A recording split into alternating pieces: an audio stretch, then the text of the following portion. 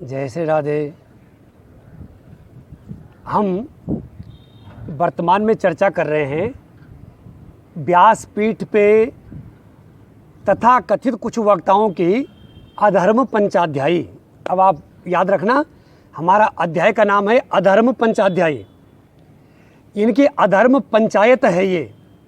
इससे पहले आपको जो बताया था कि विधर्म, परधर्म, आभास, उपमा और छल। अब आते हैं लौट करके, विधर्म क्या है? विधर्म का स्वरूप है धर्म के मार्ग में बाधा उत्पन्न करना। किस रूप में? धर्म के ही रूप में। धर्म का एक रूप धारण कर दिया और धर्म बाधो विधर्म स्यात्। भागवत जी कह रहे हैं कि धर्म की मार्ग में बाधा जो देता है वो विधर्म है।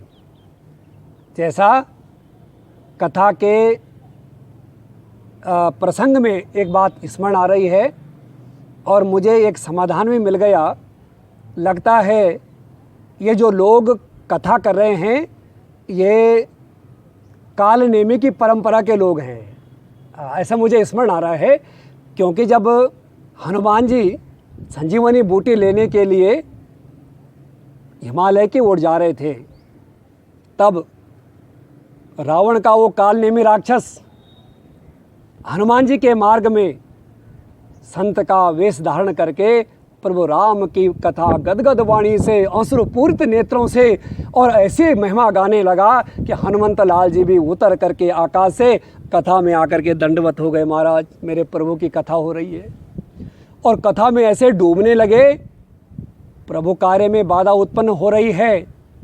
वो अचिंत्य चैतन्य शक्ति ने हनुमान जी को प्यास जगाई और जब हनुमान जी प्यास के लिए अनुमति लेकर के जब गंगा जी में जल पीने लगे, जैसे ही जल स्पर्श हुआ, काल नेमी की सारी माया समाप्त हुई और काल नेमी का असली स्वरूप हनुमंत लाल जी के समझ में आ गया। उठाई गदा और संहार कर दिया काल नेमी का।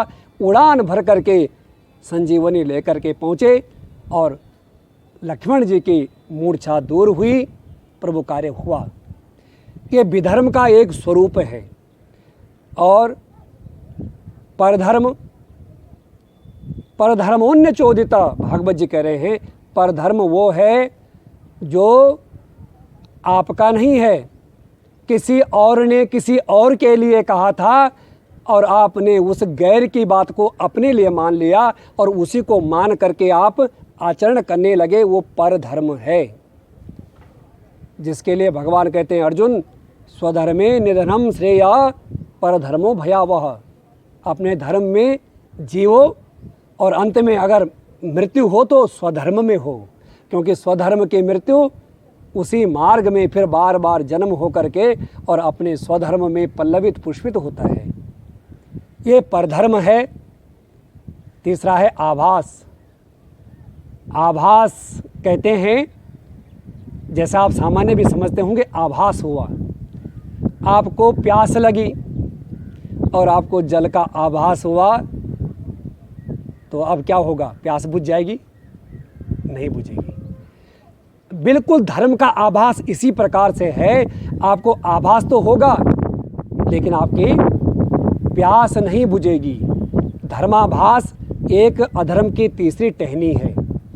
उस धर्माभास में क्या होता है? अपने मन कल्पित किसी भी आचरण को धर्म मान लिया और उसी धर्म के आधार पर अपनी प्रतिष्ठा कर दी, वो है आभास। तीसरा है उपमा।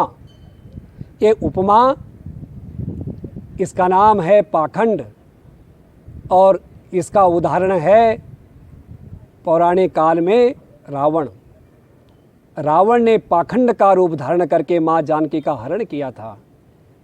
तो ये पाखंड का रूप अधर्म की शाखा है। और फिर आया छल। छल का सीधा मतलब है कि जो वस्तु है नहीं उस वस्तु को दिखा देना, उसी को प्रतिपादित करना, उसी का मत समर्थित करना, ये छल है। और छल का पौराणिक आख्यान है राहु। आप लोगों ने कई बार सुना।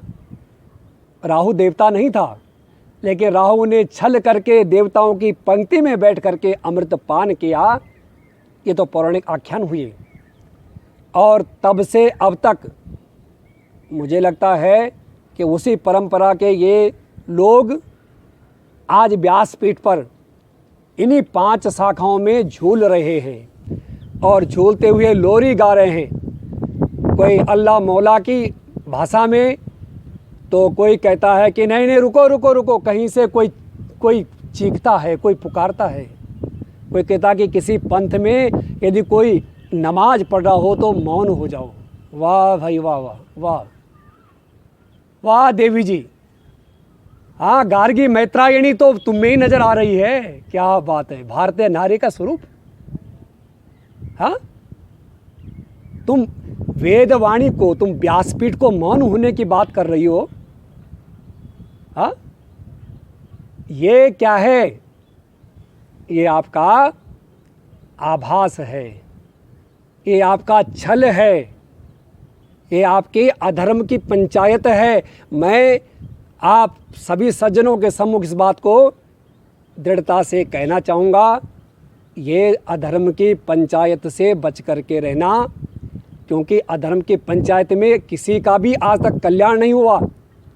न तो लक्ष्य में कालने में सफल हुआ था, न रावण सफल हुआ, न राहु सफल हुआ, और ना तब से अब तक जितने लोग इस अधर्म की शाखाओं पर लटकते चले, झूलते चले, ना उनका कल्याण हुआ। इसलिए धर्मज्ञो अधर्मवत् त्यजेत, धर्मात्मा पुरुष को चाहिए कि वो अधर्म के समान इनका त्याग करे। और एक बात विशेष मैं आपको बता दूं, क्योंकि लोग कहते हैं साहब धर्म क्या है, धर्म क्या है। मैं बताता हूं धर्म क्या है। आपको मैं एक बात स्पष्ट कह दूं, इस देश में धर्म पे प्रत्येक व्यक्ति प्रवचन देना जानता है। कारण क्या है आप जानते हैं? कारण यही है कि हमने धर्म पे बोलने वाले लोगों को कसौटी पे कभी नहीं कसा। इसलिए एक व्यक्ति जिसका अपना कोई आधार नहीं, वो धर्म की परिभाषा करने चलता है। आपने सुना होगा राजनीति में सर्वधर्म समन्वय। मैं कहता हूं भैया कहाँ समन्वय करोगे? मेरा प्रश्न है आप लोगों से, उन लोगों से मेरा सीधा प्रश्न है, कहाँ पर समन्वय करोगे? हाँ, आप जानते हो धर्म किसे कहते हैं? वृक्ष का एक अपना धर्म है, पत्थर का अपना धर्म है। चलो छोड़ो, औरों की छोड़ो, आप पत्थर और वृक्ष के धर्म को मिला दीजिए, छोड़ो, 2 ही धर्म।